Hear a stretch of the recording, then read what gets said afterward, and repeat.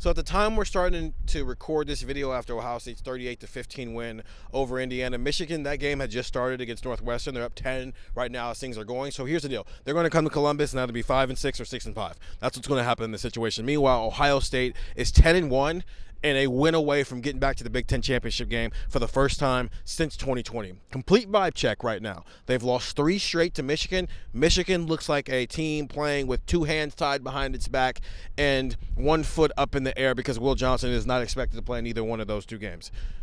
Here are the options, and I sent this to the texter, 614-350-3315. Most likely outcomes, Andrew, of the Ohio State-Michigan game. Ohio State wins a close game, Michigan wins a close game, Ohio State wins in a blowout, and then Michigan wins in a blowout. Right now, vibe check. Which of those options do you think is most likely right now? Ohio State in a blowout, and I think it might be an ugly blowout. I think the thing with Michigan that has plagued them all year, like we saw this even against Indiana, like Michigan might have been able to pull the upset against Indiana.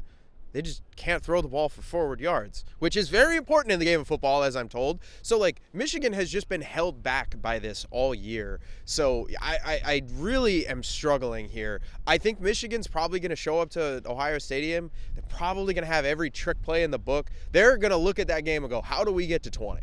How do we get to 20 points on offense? And let's just let the chips fall where they may. So I think Ohio State is really going to, I think they're going to blow Michigan out next week. We'll have game picks and everything going into the week. But I'm feeling really good about where Ohio State is at. The only thing that you could point to as like, okay, well, here's where Ohio State kind of has to prove it is I think on the interior of that offensive line, because Michigan might have 2 first-round picks at defensive tackle in Kenneth Grant and Mason Graham. Like, I know Will Johnson's not going to play, but those dudes are two bona fide studs in the middle of that defense. Michigan might have 4 first-round picks on that team. I know one of them's not going to play, but they got a really good defensive line, and Ohio State is going to have to prove something, I think, that day because they didn't run the ball great against Indiana. I mean, we're nitpicking at that point. That is the only area where I see a problem for Ohio State. That is the only area where I'm like, okay, maybe Michigan can win in this very specific area. Everywhere else, I think Ohio State has a remarkable advantage. So I'm looking at this going, if Ohio State doesn't win this game by a couple of scores, I'm going to have some questions about what in the world went on because Ohio State is just vastly better than Michigan this year. So, yeah, I think it's Ohio State in a blowout, and then there's a gap, and then it's Ohio State wins close, and then there's a big gap to Ohio State loses close, and then Ohio State getting blown out would be just an unfathomable disaster for this program. But fortunately for Ohio State fans, I just do not think that's going to happen. I'm sure you're going to have that same ranking there, Stefan. So the question I'll ask you is this. How much of the blowout is about just levels of teams and the level, like where these teams are, who's just better versus you've lost 3 in a row and there is kind of this emotional pull to where even if the game is already decided, they might not take their foot off the gas. Yeah, I think that's kind of more – I think it'll be a blowout in the sense of like Ohio State's just simply the better team and like maybe – like this felt like a blowout. but this didn't feel like Ohio State running up the score. And that's what I think Ohio State, the position they're going to want to be in next week is to be in a situation like this where you have a comfortable lead, but then you run up the score. I think that's kind of the sense that I think we could see a blowout in that way. I was laughing because you were talking about Michigan and you're talking about how they almost upset Indiana. Hearing that sentence is just crazy to think about. Yeah. Michigan upsetting Indiana, which is funny to think about.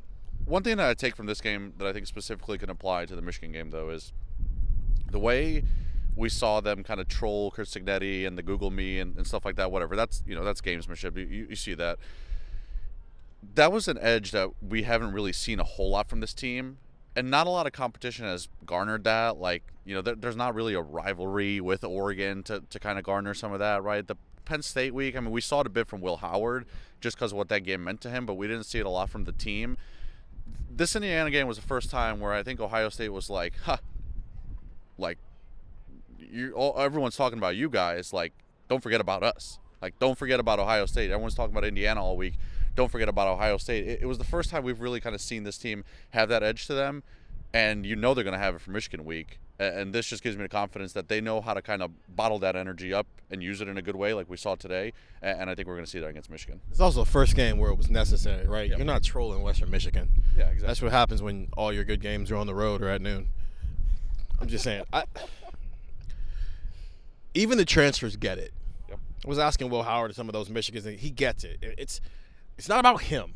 He is the tool to get what Jack Sawyer and Emeka Ibuka and Travion Henderson and Tyleik Williams and Ty Hamilton and Lathan Ransom and Denzel Burke, and we can keep going, right? The list, Cody Simon. He is the tool to get them what they want.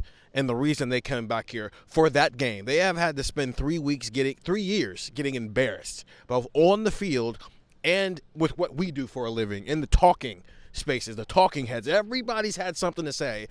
And now Michigan's kind of, it ain't no fun when the rabbit got the gun kind of a situation. And I feels like we're getting ahead of ourselves and automatically just writing this off as a blowout. It's just, to your point, it's both about the ability of both of these teams. One of these teams is a national championship contender. The other one is at 500 trying to get bowl eligible still. So just from that standpoint, it might be a blowout. When you add in that extra element of, they are not going to quit until they're zeros, and even then they might not quit because they've had to deal with it for 3 years. I'm with you guys. I think this is going to be a blowout, and I think it is essentially just step one of this era of Ryan Day's redemption tour. It starts here, and then it goes to Indianapolis trying to get a revenge game against Oregon. Go check out that video, too. We're going to do that next. And get the text, 614-350-3315, 2-week free trial, $3.99 after that. Steven, Stefan, Andrew, Buckeye Talk. See ya.